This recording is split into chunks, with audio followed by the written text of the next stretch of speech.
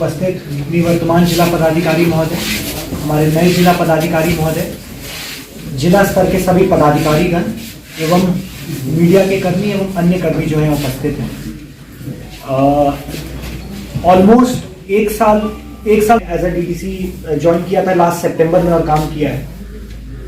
बहुत सारी चीजें सर से सीखने को मिली, जो एडमिनिस्ट्रेशन में चाहे इनोवेशन को लेकर हो, चाहे कार्य करने की शैली को लेकर हो, और जो हम लोग सब बात हमेशा करते थे डिस्कस रहना और मीटिंग्स टू द पॉइंट, और सर का जो वर्क डिस्ट्रीब्यूशन करके इनको ये जिम्मेदारी दी गई, इनसे ये जवाबदेही रहेगी, और इस तरह से सब लोग अपने इसी वजह से था कि सब लोग अपने कर्तव्य की तरफ बहुत अच्छे से निष्ठापूर्ण रूप से काम करते थे।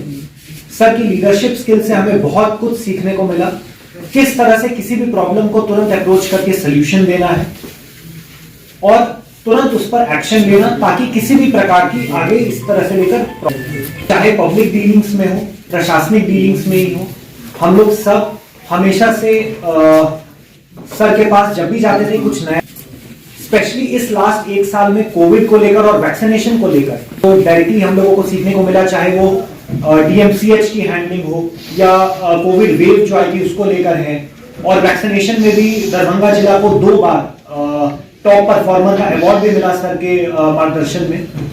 तो टीम जो पूरी तरह से मोटिवेट होकर और बूस्ट होकर काम करती है, साथ ही इनोवेशन चाहे सर का वंडर ऐप रहा हो एवं अन्य विभिन्न जितनी भी योजनाओं हो, उसमें किस तरह हम अपने परफॉर्मेंस को इम्प्रूव करके इंडिकेटर में अच्छे रहें। साथ ही बहुत लोगों को शायद पता नहीं होगा, अभी जब हम समस्तीपुर गए थे माननीय मुख्यमंत्री जी के कार्यक्रम में, तो माननीय मुख्यमंत्री जी ने स्पेशली सर को स्टेज पर बुलाकर अप्रिशिएट किया था सर की कार्यशैली के लिए, और उन्होंने 1-2 योजनाओं के लिए जो कार्य किया है, तो हम सभी को बहुत सीखने को मिला है। सर को हम पूरी टीम की तरफ से हार्दिक शुभकामनाएं भी आगे के लिए देना चाहते हैं, और यही आशा करेंगे कि हम लोग सर के साथ आगे भी जुड़े रहें, किसी न किसी कैपेसिटी में आगे भी काम करने का जरूर मौका मिले। साथ ही एक चीज और सर के साथ जो बहुत अच्छा सीखने को मिलता रहा कि चाहे जितना भी काम का प्रेशर हो, बट सर ने अपनी फिटनेस और उसको भी बहुत अच्छे से मेंटेन किया है, जो हम लोगों को भी बहुत अच्छा सीखना चाहिए। तमाम किस्म के जो प्रशासनिक मसले थे उसमें हम लोगों ने न सिर्फ काम किया, बल्कि सर से हम लोगों ने सीखा प्रशासन कैसे चलाते हैं। इस बीच हमारे नए जिलाधिकारी महोदय श्री राजीव रोशन सर भी पधार चुके हैं, सर का स्वागत है।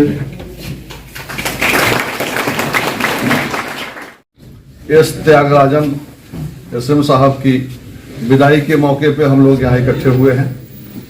सत जिला प्रशासन एवं जिला के सभी पदाधिकारी कर्मी, डीएम सर और डीडीसी साहब, एडीएम साहब, सभी पदाधिकारी में सबसे पहले अभिनंदन करना चाहूँगा, और आप सभी लोगों को मैं सबसे पहले धन्यवाद देना चाहूँगा कि आप इस समय इस बैठक में भाग लेने के लिए आप सभी लोग आए हैं। और जैसे सब लोगों ने कहा, 3 साल में कई सारे चुनौतियाँ रही, चाहे वो 2019 से जल संकट से जो शुरू हुआ है, आपदा का जो सीरीज, वो जल संकट से लेकर के दरभंगा में कभी जल संकट होता नहीं था, पहली बार हुआ है।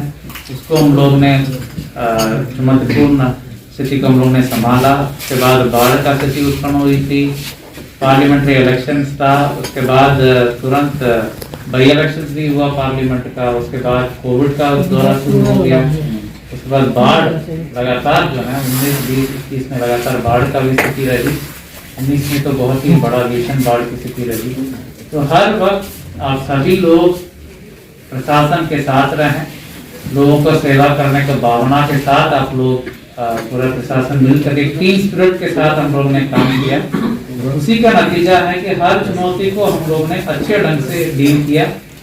प्रशासन में संसाधन का कभी कभार कमियां रहती है, फिर भी उपलब्ध संसाधन में हम लोग यथासंभव प्रयास किया कि लोगों को ज्यादा से ज्यादा राहत मिले, और लोगों का भी फीडबैक बहुत अच्छा अभी तक रहा है, चाहे वो जनप्रतिनिधि हो और जनरल पब्लिक हो। लोग भी हम सबसे अभी तक अच्छे ये भावना से हम लोगों से बताते हैं कि किस प्रकार उनका समाधान, चाहे बाढ़ हो या कोई भी चीज़ को निदान हुआ है।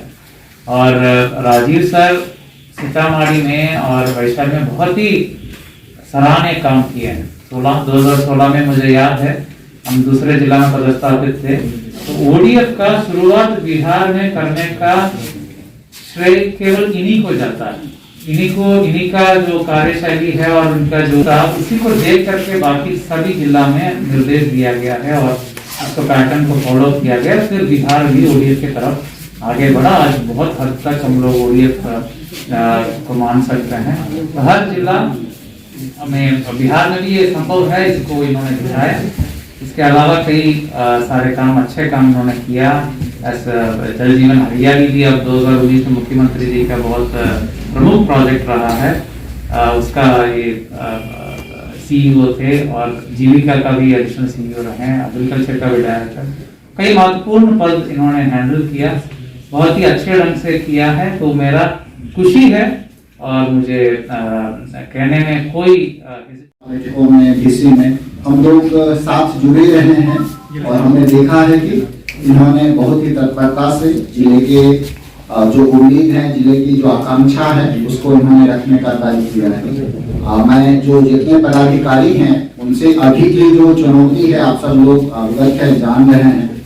ओमिक्रॉन का जो संकट है, जो कोविड के थर्ड वेव की बात हो रही है, वो हम लोगों की दहलीज पे। अगर हम लोग समेकित रूप से प्रयास करें, खुद को सुरक्षित रखें, तो हम लोग जिले को सुरक्षित रख सकते हैं। इसके लिए कोविड अप्रोप्रिएट बिहेवियर का हम लोगों को पालन करना होगा। मैं इस बीच में जब कोविड का सेकेंड वेव था तो पीएमसीएस की जिम्मेदारी भी मुझे अतिरिक्त रूप से दी गई थी। जो इसके प्रभाव थे, जो नकारात्मक इसका परिणाम था, उसको मैं बहुत करीब से देखा।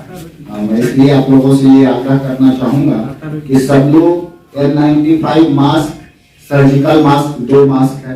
क्लॉथ वाला मास्क के बारे में कहा जाता है कि वो उतना सुरक्षित नहीं है। अगर आप क्लॉथ लगाते हैं तो उसके साथ N95 मास्क एडिशनल लगाएं। आइए जो मेडिकल सर्जिकल मास्क होता है वो एडिशनल लगाएं, N95 लगाने से भी ठीक रहता है। और जो डिस्टेंस की बात है, ये सारी चीज यहाँ से लेकर के घर तक करना होगा। लोगों को अवेयर करना होगा, जिले की जनता को अवेयर करना होगा, जागरूक करना होगा।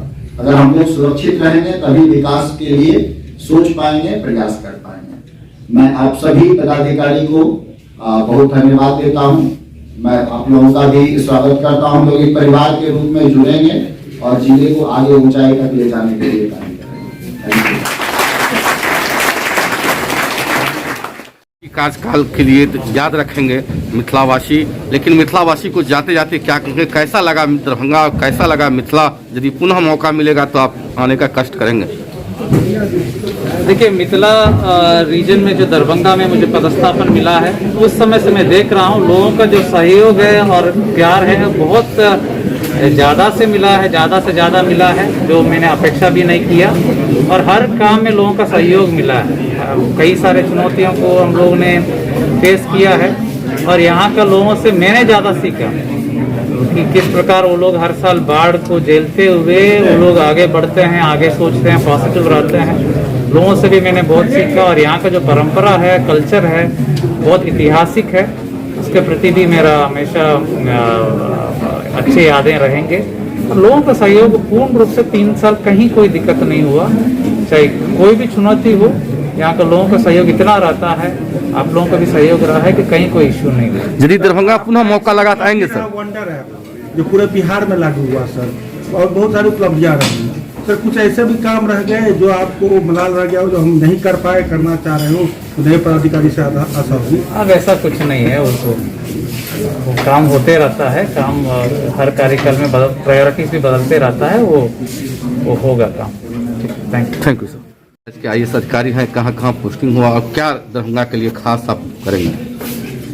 मैं 2010 बैच का भारतीय प्रशासनिक सेवा से हूँ और इससे पहले मैं सीतामढ़ी में और वैशाली में, खगड़िया जिले में भी जिला पदाधिकारी के रूप में कार्यरत रहा हूँ।